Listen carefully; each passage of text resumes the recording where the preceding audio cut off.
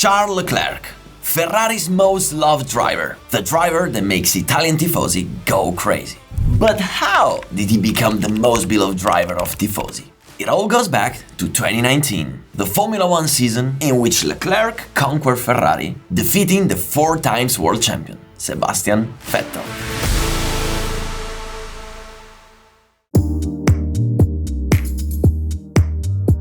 At the end of 2018, Charles Leclerc was the man of the moment. He made his official debut as Ferrari driver in the Abu Dhabi post-season testing. The result?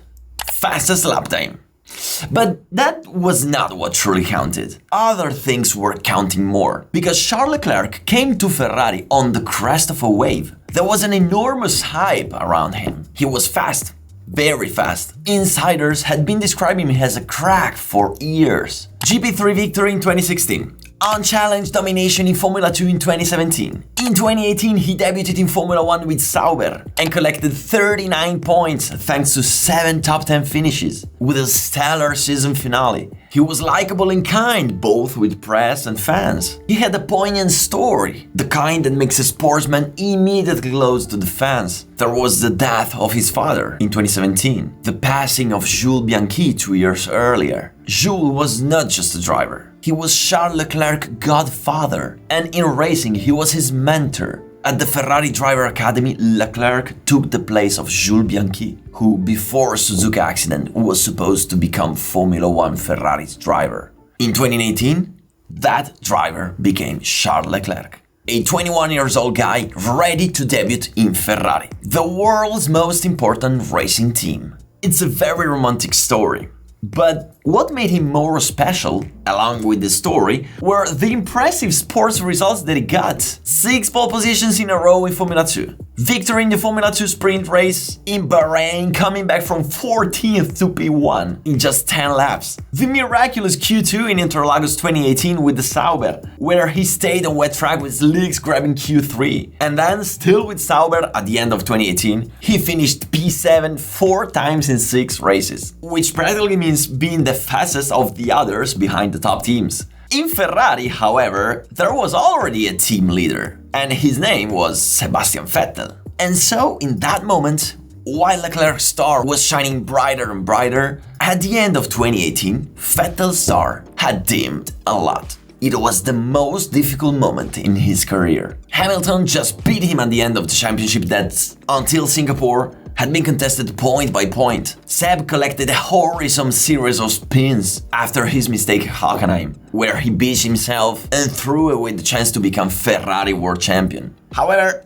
let's not forget that Sebastian Vettel was currently a 4-time world champion, while Charles Leclerc in that moment was just a promising rookie. So, by the end of 2018, Vettel was Ferrari top driver. And when the SF90 was unveiled in early 2019, everyone was expecting him to return the Sebastian Vettel of all time. Fast in qualifying, expert in tire management, ready to go for the title against Lewis Hamilton. In preseason testing, Ferrari was flying. The new aerodynamic rules, on the other hand, seem to have sent Mercedes into confusion. On the 3rd day of testing, Sebastian has a mysterious accident. The left front tire gave up and he went straight into the wall in the outside of turn 3. No one has ever figured out what happened in that morning. The SF90, however, was not affected. Single lap records for Charles Leclerc and later for Sebastian Vettel. Very fast race simulations. Hamilton finding the pace in the last hour of the day was a scary signal, but not too much considering Ferrari's results. In short, Ferrari was ready to aim for something important. Vettel was going to go for the championship.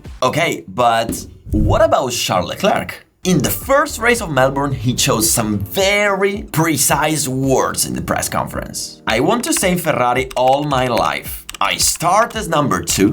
My task will be to overturn the hierarchies. Wow, the kids seem to have clear ideas, and you can't even imagine how much. Charles Leclerc 2019 started in a very peculiar way, because the first 7 races followed a very strange script, the kind that not even a screenwriter could write. Get this, the odd number races went okay at most. But in the even ones, however, Charles flew, but never collected the results of his speed. Check this out. Let's start with the odd number races. Melbourne, race 1. Ferrari awakened from its test dreams and plunged into an endless nightmare. The SF90 suffered terribly. Mercedes was very fast, and Charles finished 5th in qualifying a race. In the very end of the race, he got back to Vettel, who was in a tire crisis, but the pit wall ordered to hold the positions. In Shanghai and Barcelona, the 3rd and 5th race, the same script repeated itself. Vettel was faster at qualifying, Leclerc bothered him in the race, and the pit wall had to intervene. In China, Seb was faster, but Leclerc passed him at the start. In Spain, Seb struggled at the start, and Charles got ahead. But in the end, he finished 5th behind the German. In short, Ferrari was struggling in those races, and Leclerc showed that he could improve both in qualifying and race. The worst race of 2019, however, in comparison with Vettel, came in Canada, the 7th round. In Montreal, Ferrari had the pace to win, but Charles struggled a lot. He never found the right setup and the rhythm. P3 in qualifying, 7/10 lower than Vettel. He finished the race in P3, too far to get advantage of the chaos that happened in the front, when Vettel was hit with a questionable penalty that even became a meme for many years. And well, these were the odd races. These were races where Charles Leclerc was a step behind Vettel. Second driver. That's it. Well, things went completely different in the even races, because what happened in those? Bahrain, second race of the season. Charles Leclerc scores the pole position 0.3 of a second faster than Vettel after dominating the qualifying. That SF90 adapted well to tracks with a lot of straights and slow corners. That car had an extraordinary engine, maybe a little too extraordinary, considering that it was illegal, but that's another story that maybe one day I will tell you. And it was an agile car, and Charles drove it like a god. Let's get to the race. Bad start. P3 in the first lap. Then he passed Bottas, and after 6 laps he passed Vettel, his teammate, despite being ordered by the team to wait. As Vettel later battled with Hamilton, he spun, while Charles Leclerc on the other hand was handling the race like a veteran. He was that close to winning his first Formula 1 race, until with 8 laps to go, one of the 6 cylinders of his V6 engine stopped working. Disaster.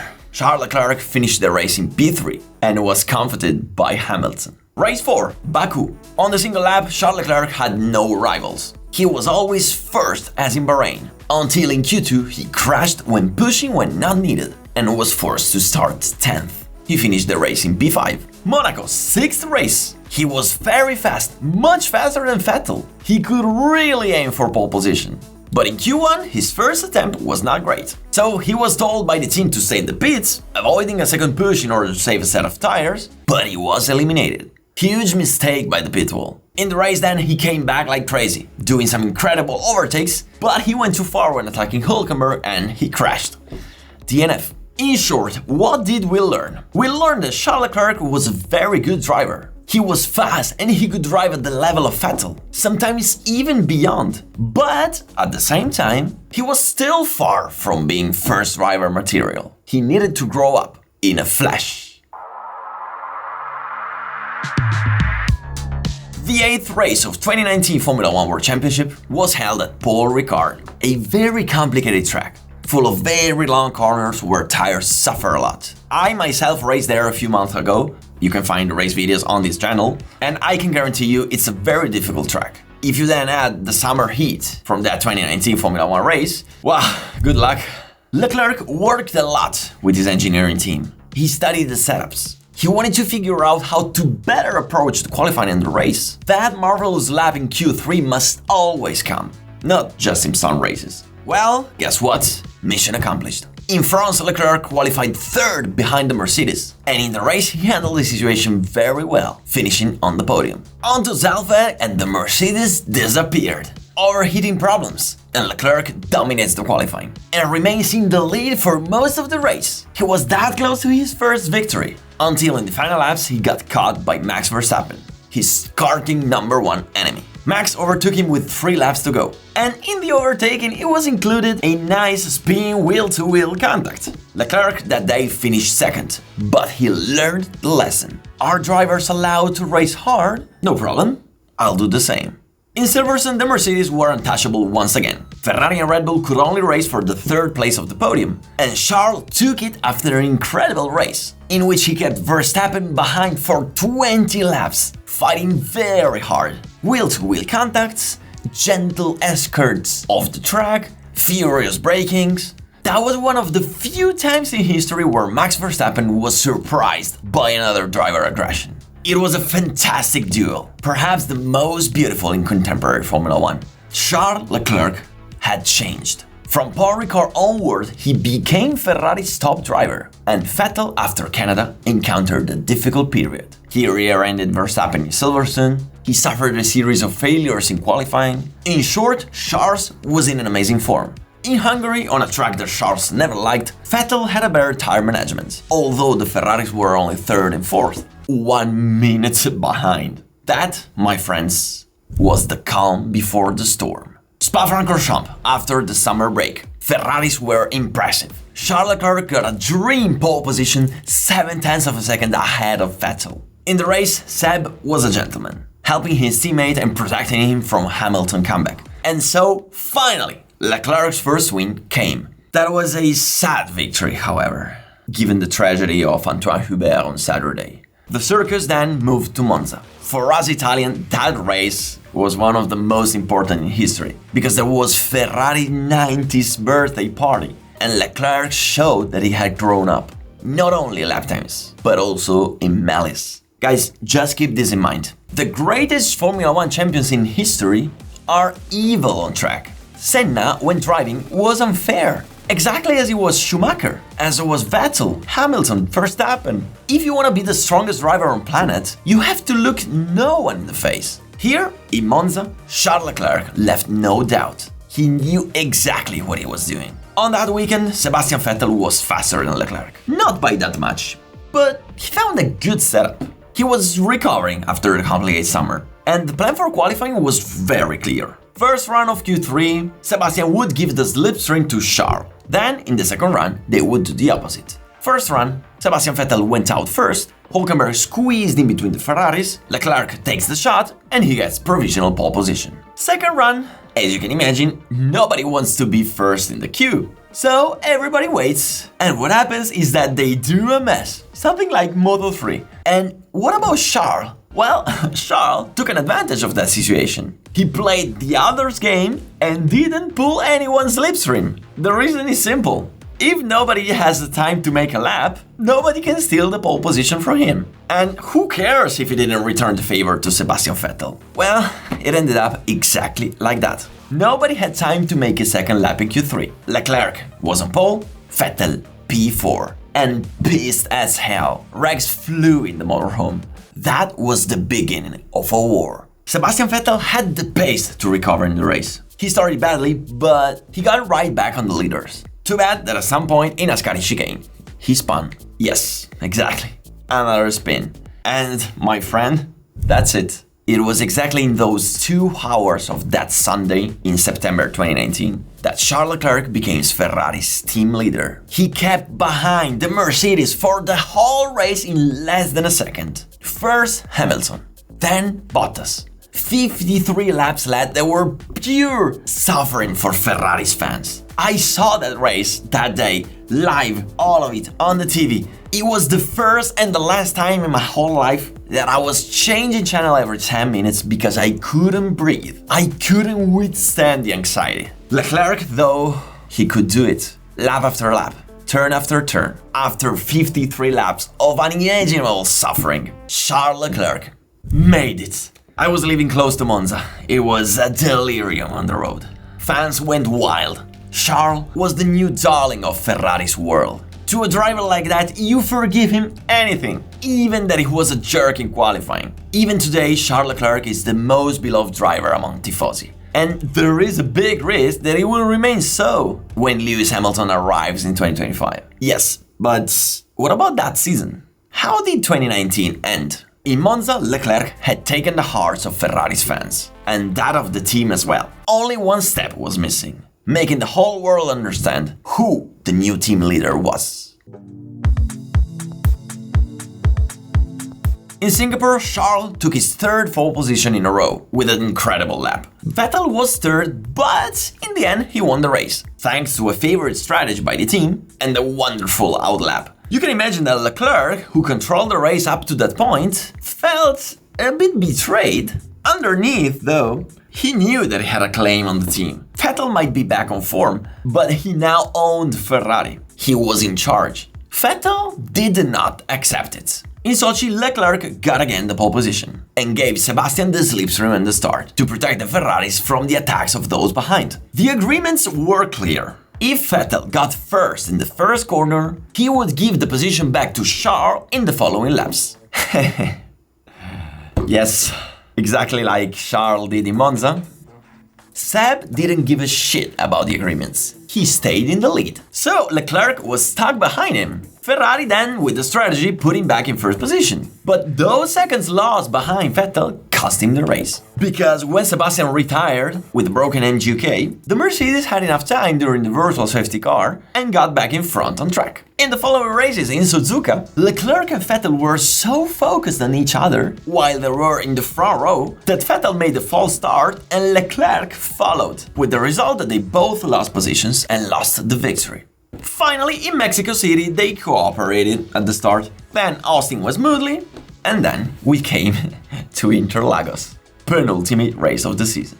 Leclerc started behind due to a power unit related penalty. The race was chaotic, full of twists and turns, until in the final laps, after a safety car, Leclerc had fresh tires. Seb, on the other hand, did not. Charles passed Sebastian in the inside of the S. Senna curves. Vettel, however, tried the comeback in the following straight. He was on the outside, Charles in the inside. There was enough space. Charles didn't allow the move, and they touched at 300 km an hour. Both Ferraris out. That, my friend, was Sebastian Vettel's last roar in Ferrari. The last attempt to rebel against Leclerc's tide. He failed. No one blamed Charles, no one blamed Sebastian. If it would have happened 1 or 2 years earlier, it would have probably been a different story. But now, things have changed. The 2019 Formula 1 Championship ended in Abu Dhabi. Leclerc finished P3, 20 seconds ahead of Sebastian Vettel. It was clear, Charles Leclerc was the new team leader. The fans loved him, the mechanics loved him, the commentators loved him, thanks to an year full of overtaking and audience-boosting podiums. During preseason testing in 2020, Binotto would say that Sebastian Vettel was still in the running for a seat next to Charles. That was a lie. The COVID arrived, and John Elkann decided to take advantage of the lockdown months to break the buck. Sebastian Vettel was no longer in the plans. Too expensive, too many mistakes, the adventure was over. Charles was stronger and he cut the diffraction, so he was going to be the future of Ferrari. And he remained so, until the renewal that happened a few months ago. On-track expiration, if the parties will exercise the option, 2029. That would mean 11 seasons with Ferrari, exactly like Michael Schumacher. A lifetime in Ferrari for Charles Leclerc. And the question I ask myself is, who knows if Maranello will remain his, even with Lewis Hamilton around? So far, the prince has always remained Leclerc. But the king? Who will it be?